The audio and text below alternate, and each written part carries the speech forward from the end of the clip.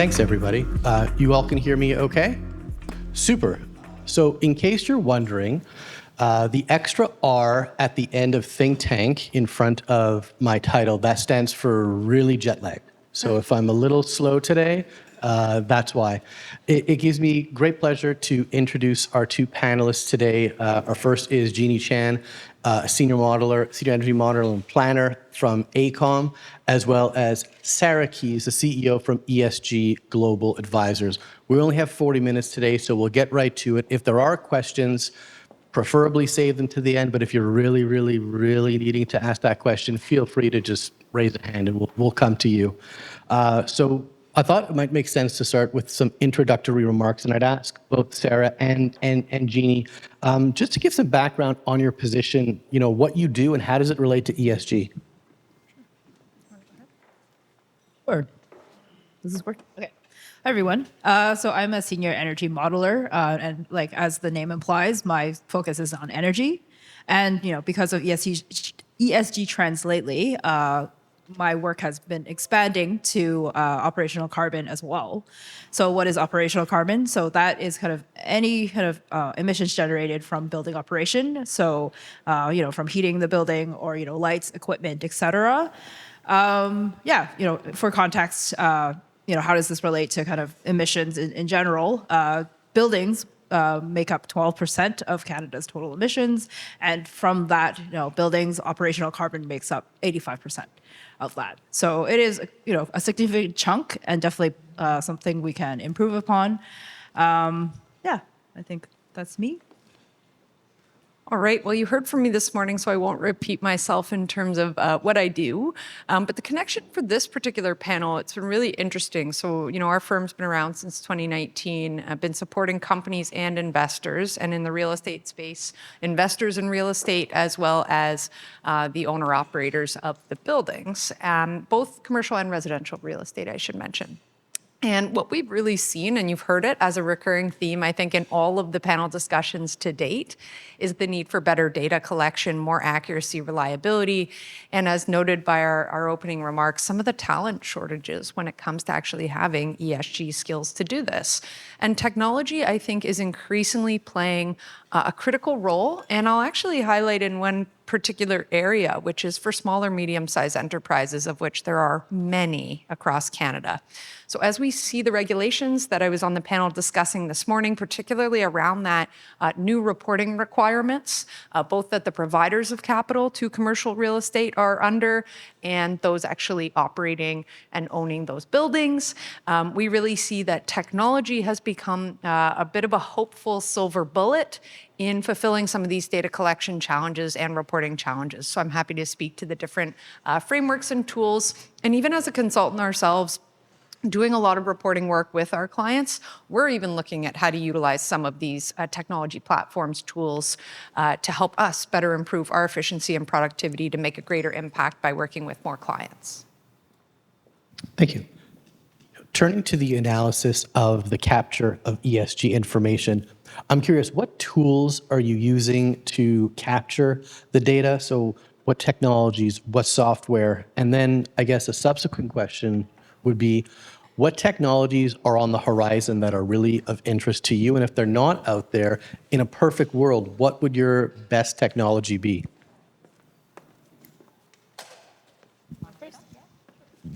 I guess I can only speak towards the energy modeling operational carbon realm. So for us, energy modeling, we use IES Virtual Environment, which is an energy modeling software, to create very detailed representations of building design, whether new construction or existing buildings. We also use something called RedScreen, which to do some high-level analysis as well. So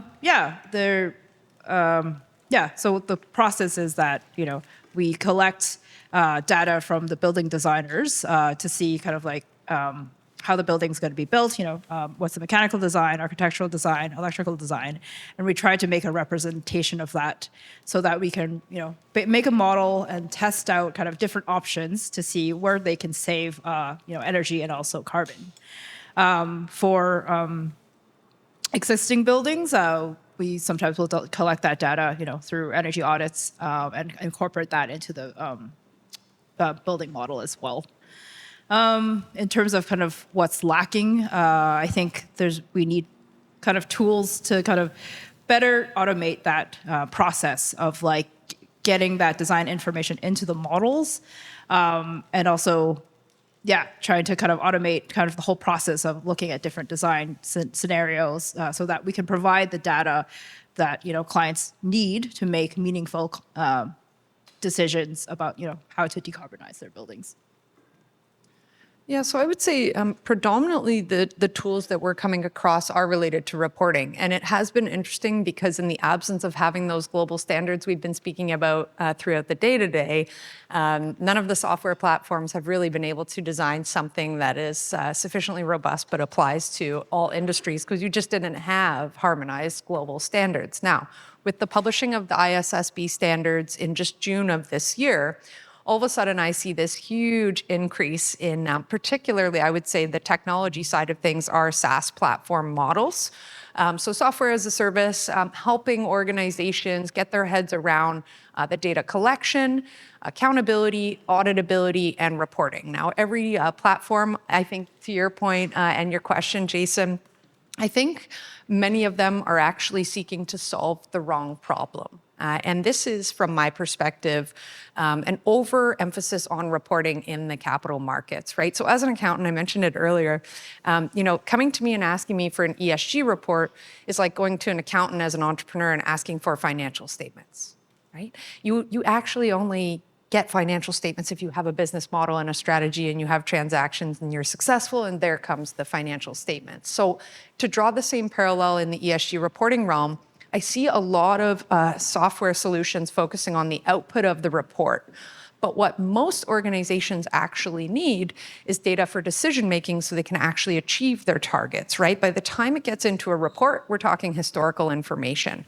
So a big part of what I'd like to see some of these platforms focus on is not only the regulatory compliance and reporting. Of course, we need to streamline that and ensure there's an audit trail, but actually providing real-time information for decision makers within the business to be able to adapt their strategies and achieve their targets. And that I haven't quite seen yet.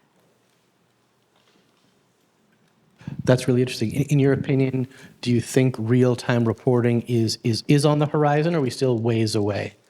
I think we're still a little bit away, particularly because there are so many gaps in data today. Even, if you think about it at a portfolio level for real estate investment trusts in particular, they have all sorts of gaps in data quality and reliability themselves. Now, they disclose that to provide the context for their portfolio analysis. But I think, typically the investors are the ones who are the most sophisticated. I think we're pretty far away from having that real-time day-to-day information and decision-making information through a technology platform. Thank you. So thinking about how you actually go and collect the data, could you give us sort of an understanding of your practices and procedures, how things might change depending on the situation, or if it's typically the same process each time? Yeah, for kind of new construction buildings, it's usually the same process. So yeah, we get our data from what the building design documents and also the design team. What are their intentions on what the building will be designed like, and also the client to kind of get an understanding of how the building will be operated, so that we're able to kind of incorporate that data into an energy model. In terms of existing buildings, yeah, like I said earlier, we would go to do an energy audit, potentially set up some sensors and meters enabled to kind of collect some real-time data for the building, so that we can kind of incorporate that into the model as well. Yeah. Are there any programs that are better than others when you're assembling the data or collecting it? I think a lot of it is very manual, I guess, in what we do. It's a lot of us interpreting kind of the data. And yeah, definitely sometimes, the best that we could do is maybe translate some of that geometrical data, in a BIM or Revit model. We can kind of use some of that data in our work. But otherwise, it's a lot of interpretation through us, and not so much, yeah. It would be great to have software to do that, just like read the drawings for us and then translate that into a building design. But yeah. Sarah, from your end, I guess you're not the one actually collecting the data, but you're certainly the one looking at it. So are there any preferred methods? Are there any situations where you see information coming from an architect or engineer and you're just shaking your head, this doesn't sort of pass the muster? I think there's been an incredible amount of discrepancy in the data that is available and the data that's being collected and utilized, right? And then ultimately reported, of course. I would say, it's interesting because so much of what we do is driven by the company trying to provide the information to its capital provider, whether through debt or equity, right? And that means that they have a pretty clear set of criteria for what they're looking for, and it's backing into that information. So usually there is a whole lot of consistency in the type of information they're looking for. We've talked about scope 1, 2, and 3 emissions, and there's a session on that later today. I would say the biggest complexity, the biggest area of inconsistency is on scope 3, what's in and what's out, how they're calculating it, and the number of assumptions that go into it.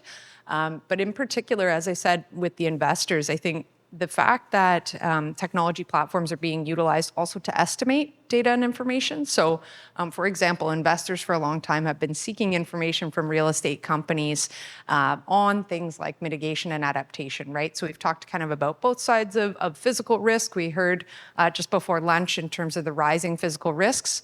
I think that's an area where we have way less data available in terms of resiliency and stress testing of the building under different climate scenarios. That's the area where we see the most discrepancy. We see the most consistency in requests for scope 1, 2, 3 emissions, but you really have to look under the hood on how those scope 3 emissions are calculated, and we see a lot of companies doing it differently. Are there any situations where certain metrics your organization would just say, no, we don't rely on that at all? This is hocus pocus, or is typically everybody playing above board? So one of the things that I think is interesting in this whole emissions conversation, and it was raised as a question in the panel I spoke on in the morning, which is the use of intensity-based metrics, right? So we all know this idea of absolute emissions, and we need to reduce absolute emissions in order to combat climate change as a global collective. We learned what net zero is and is not from the previous presentations, right? But I think really when you get into the whole concept of resiliency, there are like no metrics whatsoever. And then when we think about these intensity-based kind of emissions reductions communications, you have one real estate company saying, we're doing emissions reduction per $1 million of revenue generated from our tenants. You might have another choosing a different intensity metric.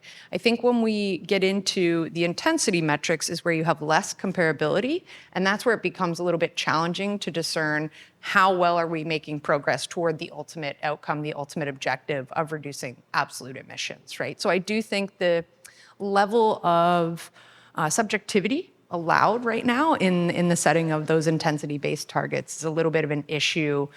When we're advising clients, it's really about benchmarking relative to their peers to understand what the industry expectation is for those metrics, so that again you're not at that risk of greenwashing by putting out a metric that allows you to continue. You can play the math game, right? You can grow your emissions on the top line if you just reduce some of the other metrics in that ratio. So I think it's important to kind of look under the hood and understand the absolute as well. And I know we didn't discuss this beforehand, but greenwashing is quite important. I happen to be staying at the Sutton Place Hotel, and on my little door hanger, if I don't want room service or don't want someone to come cleaning, it says, "Thank you, you've just planted 10 trees." I don't know how big the trees are. I don't even know where they're planted, but I just thought it was really interesting that someone would take that sort of bold statement and say, by not having a fresh towel, I'm now contributing to a forest after staying at the hotel for 5 nights. How often are you seeing sort of greenwashing claims affect your practice, I guess? And Jeanie, from your perspective, do you have clients sort of pushing you to perhaps give results that may or may not be as tenable as you feel comfortable with? Yeah, I guess there is maybe more standardization, I guess, with what we do. There's performance targets, as per, BC Step Code, for example. So yeah, that's pretty strict when we report that way. But as to your point, that's definitely like a intensity metric, right? Definitely not an absolute metric, which is unfortunate, because maybe some buildings in general are heavy consumers to begin with, and saving 10% of that is a much bigger contribution than saving 10% of a residential home, for example. So in terms of greenwashing, yeah, mostly clients are very they just want to be able to kind of meet the minimum requirements and pass, and yeah, be able to say that we got the certification, and those are pretty strict, I think, in terms of regulation. Yeah, and I think just building on what Jeannie said, so there's they want to meet the minimum requirements and get those things done, but then they want to take all the upside credit for things, right? So there is a reputational kind of component, and I was joking about those 200-page glossy sustainability reports. They like to have these stories in them, right? And so one of the biggest claims that I get concerned about is actually, which is why I appreciated the comments before lunch so much, was that carbon neutral claim. Be very careful, folks. Your providers of capital are savvy. They know the difference between net zero and carbon neutral. And I've had a few clients really want to go ahead and say, we're already carbon neutral. We bought offsets. And it's like, your providers of capital are going to start to look at exactly where those offsets came from. Is there additionality? Is there permanence, right? As we heard from Simon Donner before. And I think that's a really important piece of this puzzle, is a lot of companies wanting to do something good, say something good, but not actually inadvertently exposing themselves to that risk of greenwashing by not understanding that terminology. So claims should be scrutinized very, very carefully before anything is made public. Yeah, I'd also like to add, sometimes the client will just say, "Oh, we just want to be net zero ready," which is a very kind of sketchy word because it's like that just means you're electrifying potentially in the future. So you just have to have a plan to electrify, but you don't need to really do anything right now.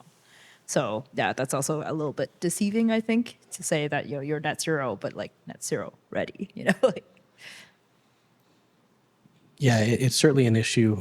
Having worked I'm a lawyer by trade, having worked as in-house counsel for a major design firm, certainly the pressures to certify or to establish targets that may or may not get there is a concern, because yes, it is true that one day you may be able to turn on the lights and theoretically you will sort of tick that box. But, when you're making public facing statements that aren't exactly true or will eventually be true, that's tough for an architecture engineer who are subject to a very high standard of care, not just to their client, but to the public as well.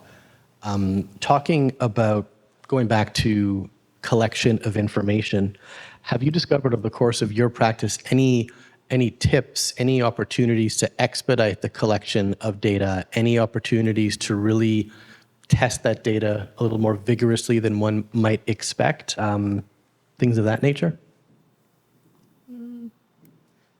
I guess it's important for us to really kind of get into the design process early, to have us present so that we're able to, at least give everyone a heads up to what we need, what kind of data we need to make a meaningful representation of the building, and so that we can give meaningful advice based on that. In terms of existing buildings, it would be great if we're able to kind of have access to everything. Sometimes I go on energy audits, and a lot of things are managed by a third party. So it'd be really great if everything is kind of set up beforehand, that we have access to all of those programs that they're using to control the building, so that I can get meaningful data. Yeah, so just building on that particular point, when they have a third-party property manager, I'm finding increasingly now they are being pulled into this conversation a whole lot earlier. And obviously they'll be managing multiple properties at a time. So it has become something we're starting to see it as a prerequisite now for property managers to actually get their foot in the door, is that willingness to provide all of that underlying data that's going to be needed by the building owner, and to be able to fulfill the reporting and ascertain whether they're achieving toward their net zero targets, right? So I'm finding the property managers in particular, although I'll tell you, we're dealing with one publicly traded property manager, and they're having a heck of a time trying to figure out if they should technically include the operational emissions of those buildings they manage as theirs, right? Who owns them, right? So they're running into this whole situation where they're saying, well, we do kind of have an impact and an influence. We don't own them, but we operate them, right? And a technical nuance of the GHG protocol, which is used for a lot of these calculations on emissions, it allows you to use financial or operational control. You ascertain which approach you're going to use. So ton of risk of double counting, but I always would say, better to know the information than to not know it. That's actually a perfect segue to one of the final things we wanted to talk about, which is data ownership. Some people can be rather blasé about who actually owns the data. Some people can be downright fanatical. What has your experience been in terms of data ownership, and do you have a preference? And if so, why? Yeah, I guess just in terms of energy modeling, we usually don't provide the energy models. I feel like the client is asking for advice, and it's up to us to provide that advice based on the data that they own the data results of the model, but not necessarily the model itself. Yeah, and any data that we're collecting from existing buildings or the design. Yeah, I mean that's the client's I guess property, whatever they've asked for, I guess in the RFP, the request for proposal. So yeah, so in our case, our clients 100% own the data, right? We're kind of taking it, helping them with the reporting of it, and communicating the narrative associated with the data and analyzing those performance trends, that kind of thing. But the client always owns the data. Now, tying it into the emergence of a lot of SaaS platforms, so software as a solution or as a service, I find it really interesting because the first question I ask, because they all come and pitch me as a consultant to push their software platform to our many clients, right? Let us show you why this tool does all these amazing things. Now, as I said, I've never seen one that actually does what it claims to do, never. But I've seen some pretty good ones.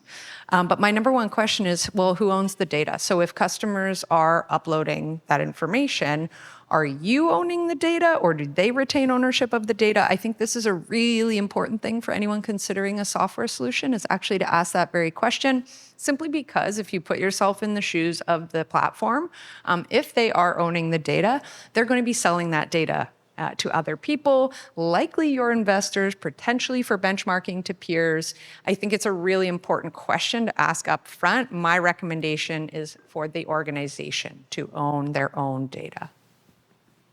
Yeah, I agree with you. So again, when I was counseled to design professionals, my preference was always to obtain ownership of the data, not because in and of itself it's particularly valuable, but you never know what you can do with data. And nowadays, one of the most important or one of the most valuable commodities is information. So just being selfish and just knowing that there are unknowns, the more information I can own, I think the better off I am.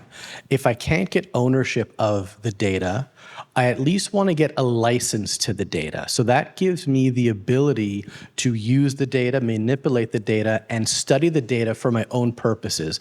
As long as it's not identifiable information, so it's not protected by privacy concerns, I would then be able to, as an architect or engineer, use that data for whatever purposes, and purposes I haven't even thought of yet, but to just unilaterally give up the right to access and use that information, I think would be a bit short-sighted. I'm not sure how often anyone here in the room has to deal with requests for data ownership, but my recommendation would be, keep a slice of it just because you never know. As well, you'd also want to understand if you are going to be keeping information or if you are going to be giving someone information, you're going to want to limit what they can do with that information. So I used to always say when I was working with another firm that ends with SP in their name, I would give my client the right to use the information, But I would say that information is only good for that specific place at that specific time for the specific purpose. And if the client wanted to do anything else with that information, that's at their own risk. And it's very important because you have clients, and especially more green clients, not in the environmental sense, but they're not experienced. They want to take this information and they want to use it on all of their buildings, and they've got the LEED and True and WELL seals of approval. They want to smack it on every building that they have. You as a design professional need to be very careful, because they're going to say, well, so-and-so said I could. No, we didn't. And this is where it says so in the contract. Yeah, and I'd like to add to that as well. Yeah, especially for energy modeling, we're just doing an estimate, and we're also, we're not trying to predict the future. So, when we provide this data, these results of look how much energy, how much electricity, how much fuel are you going to use each year, it's a typical kind of projection, and not accounting for things like extreme weather events, or any changes to how clean the grid is. So yeah, like you said, it's very important to put disclaimers on the data that we're providing to say that this is for a very particular set of inputs based on typical weather data, and like you cannot use this for other purposes other than saying that you're complying to something. And just to pull on that thread a little bit, like we talk in the context of net zero. Of course, we're talking about mitigation, reduction of greenhouse gas emissions, but we also, as we've heard, we're dealing with, and I'm sure many of you dealing with, impacts of extreme weather events on obviously national building codes, but overall resilience, business continuity. I mean, these things are quite significant from an economic perspective. And I noted that there's way further behind, like way more technology platforms focused on the mitigation side and the measurement of emissions, probably a little bit easier to get your head around because there is a universal metric, CO2 equivalents. But one of the areas I think is most fascinating from a real estate perspective are the different platforms that are coming out trying to measure predicted physical climate change risks in the future, so that real estate owners, operators, designers can take this into account at the outset. And one of those examples is called XDI, a Cross-Dependency Initiative. They're an Australian software platform. And I remember it was probably about 6 or 7 years ago. They gave me a demo of their platform. They started out in Australia, and it was actually because the major banks wanted to know the potential default risk of their residential mortgage portfolio with the extreme weather that, of course, Australia has faced, quite similar to what we have in Canada, just in terms of the rising frequency and severity of wildfires. And what they actually were able to develop based on publicly available data sources was down to the area code, the potential default risk future looking due to extreme weather events. So overlaying the predicted climate impacts, what would the probability of credit default be, right? So if you think about extrapolating that type of a tool in a Canadian context, and apparently now it gets right down to the building level, you can put in the address. So before it was that area code, now we're getting down to the address. I mean, the last thing I want to see is only the investors being aware of this information and not the companies themselves. Because I think this is where the disconnect has been thus far, is the investors have been investing in these tools and analysis, MSCI, Sustainalytics, they estimate and produce assumptions, even for private companies now, and they sell that information to investors. I would much prefer to see the companies themselves providing this data at the outset, because it's not going to be all based on assumptions, it'll be contextualized. Super, thank you. We're getting to the tail end of our session, and if anyone does have questions, now would be the time to. Oh my God, we have a question. Just in terms of, go ahead. We on?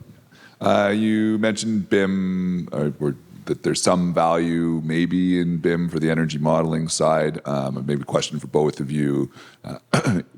What is the value of BIM, and or how do we improve BIM so that you're not interpreting drawings, you're able to ingest a model, for example?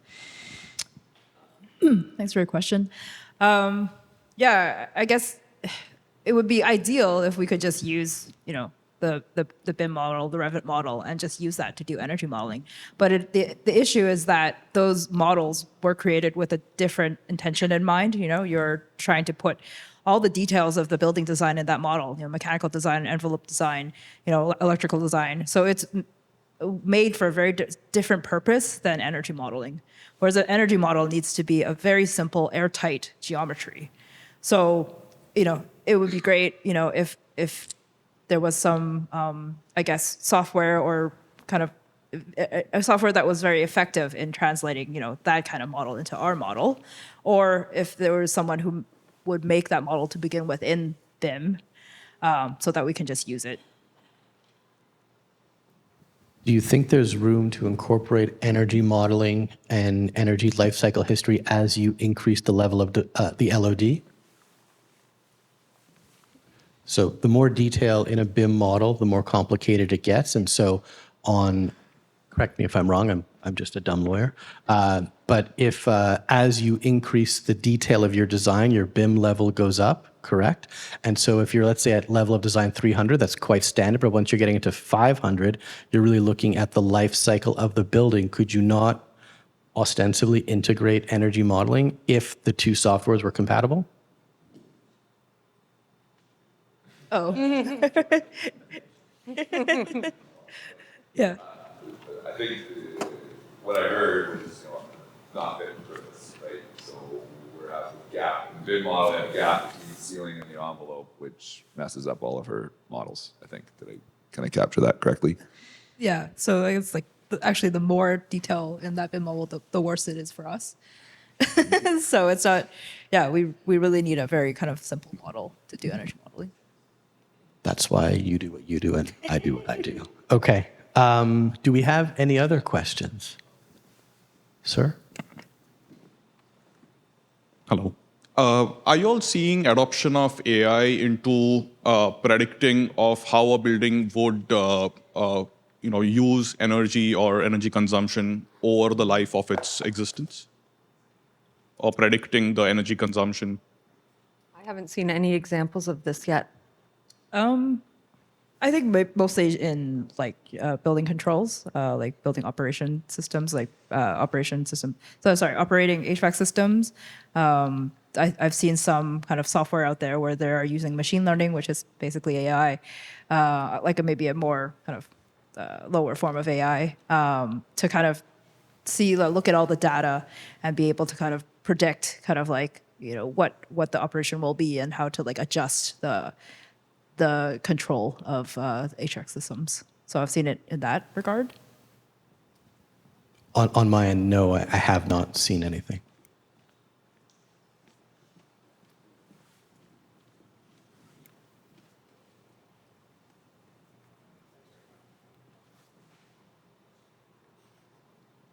There you are. Just on the last one, we just did a work using ChatGPT 4 to predict energy use for buildings, and it does remarkably well. So I think there is a future there, if not already now. But I had a question around data and mandatory reporting of building performance data. This seems, at least within the annals of kind of academia and policy research, the holy grail for really understanding our building stock is to get beyond energy labeling, which is simulation to predict a building's performance, but mandatory, regulatory-based reporting of building performance, requiring post-occupancy evaluations for all commercial buildings.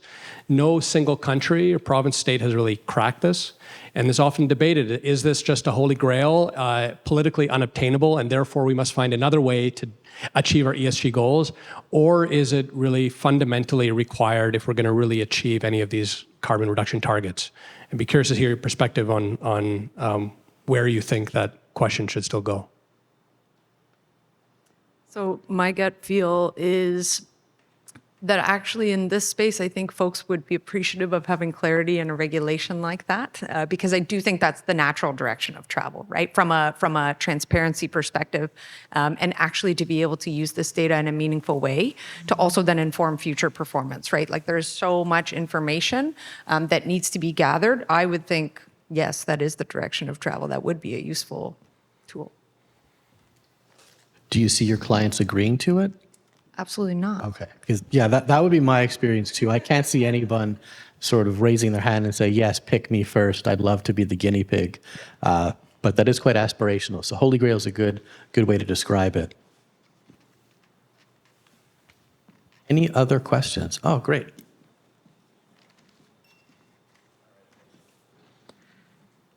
Okay, thank you. So on the subject of data ownership, it becomes really tricky when it comes to AI. So we run an AI company and we're rolling out AI-based SaaS. So essentially what we do, we optimize building structures for structural engineers. And well, the structural engineers own the data, but as an AI company, we want to process the data, obviously, to train our engine, to make it faster, reduce the cloud costs and everything. And the challenge right now is, so we want to be transparent as possible, but almost any AI company is training their AI. Now, how do you think, as a young company like us, should go forward when dealing with clients about this? That's such an interesting question because I think, to your point, there's a real value to having the AI engaged, but it does become, over time, a bit of a black box of how we're getting from point A to point B. That's kind of by design what AI is. And I think, one of the things that has become challenging when we think about AI is exactly this point of transparency, auditability, ownership, right? I think a lot of the time in my mind, industry collaborations are one of the most useful way forward when we think about these new technologies. So it allows folks to not only feel like they're the only guinea pig, but to that point, collaborating with other like-minded, building owners, operators to actually do this, I think allows them to de-risk it a little bit and not feel like they're the only one kind of trying to advance this agenda. And in particular on things like AI, because there is such an obvious efficiency and opportunity here, I think that's really the play to make collaboration happen between players who typically wouldn't otherwise. And it's something we've seen in the investor space too, where investors are actually sitting at the table working together to figure out how to decarbonize their lending portfolios. You never would have seen anything like that in the past. And this is kind of, to the earlier comment, collaboration is kind of the only way forward. I would think for a business like yours, that would be a useful way to push the envelope.